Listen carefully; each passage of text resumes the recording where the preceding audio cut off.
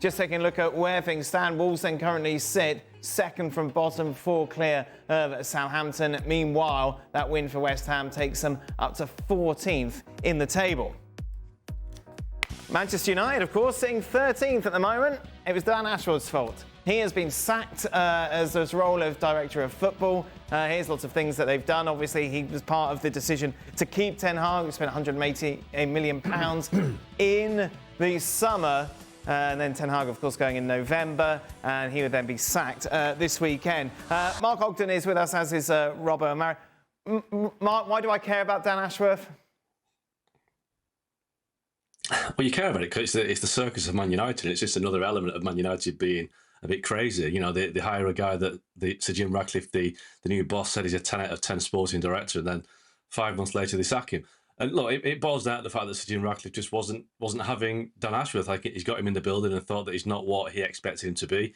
He's not the kind of the ruthless, cutting edge sporting director he wanted. He's more of a structure builder, a club builder. So the role that he gave him wasn't really what he was suited for. So, you know, who's to blame for that? Is it Dan Ashworth or is it Sir Jim Ratcliffe? And I think Sir Jim Ratcliffe, you know, he admitted in an interview at the weekend with the fans that they'd made 1 or 2, you know, appointment issues or mistakes since he took over. And I think they rushed the Dan Ashworth appointment. They appointed him on the basis of his name, of his reputation, that he's a guy that within the game was well known as doing well with England and Brighton and Newcastle. But, you know, when you start digging into what Dan Ashworth has achieved, I think you have to maybe question whether he is the 10 out of 10 guy that Sir Jim Ratcliffe was talking about. You know, was he the guy that turned Brighton into this fantastic recruitment engine that they have, or was that the owner, Tony Bloom?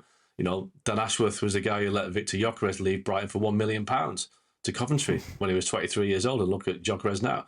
He's the guy that oversaw the signing of Sandro Tonali at Newcastle when, you know, he had that issue over his betting situation hanging over him. So he's gone to United, obviously, in a summer of transfers. And I was told that the only transfer that wasn't driven by the club this summer was Matthijs de Ligt. Erik ten Hag wanted de Ligt, and after a bit of toing and froing, they decided to back the manager because he'd just given a new contract. De Ligt was signed. So that means that Joshua Zirkzee was Dan Ashworth signing and not Erik ten Hag. So, you know, again, that isn't a great selling point for Dan Ashworth. Was he the one who decided that Ten Hag should stay, Mark? No, well, listen, I've had mixed messages on this. And I think in Dan Ashworth's defence, he didn't start till July the 1st. And he was on gardening leave, as we know, until then. So Erik ten Hag was retained in his post about 2 weeks prior to that. Now, that suggests that Man United were speaking to Dan Ashworth during his gardening leave, which is, you know, not really allowed. But look, he would have had a say in it, but he wouldn't have had the overall say because he wasn't in the building at the time. So he can't have had the final say. It was a decision that was made from a position of weakness. You know, United spoke to Thomas Tuchel, and Tuchel didn't quite fancy it at the time. He wanted to wait till the autumn. Then United won the FA Cup. The fans wanted Ten Hag to stay, and Ineos were backed into a corner. They had to make a decision, and I think they grudgingly decided to keep Erik ten Hag in place. Obviously, that didn't work out, and I think what the issue was when it was decided to make a change, it took too long for Dan Ashworth to press the button.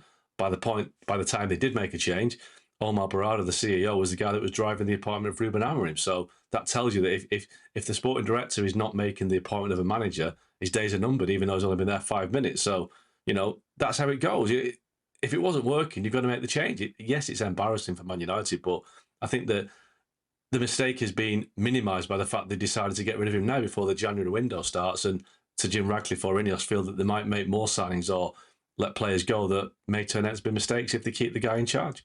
If the Glazers, right, if the Glazers had headhunted Dan Ashworth, he'd gone on garden leave, they'd paid the money and they sacked him a few months later, people would have continued on with this narrative that I think was correct, that they were pretty clueless at running the football club.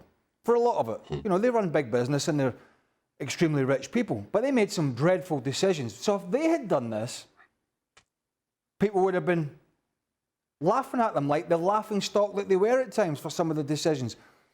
Ineos at this moment in time have done absolutely nothing, apart from appoint a few other people, to make me think that they know any more about this business. They know about their own business, where they make a lot of money and have made a lot of money, but they've got this Sir Dave Brailsford in, who will run a cycling team. So what? What is it? What's a cycling team, Olympic cycling team or whatever it was, got to do with running one of the biggest football clubs or given advice about one of the biggest football clubs in the world and how to resurrect this shambles?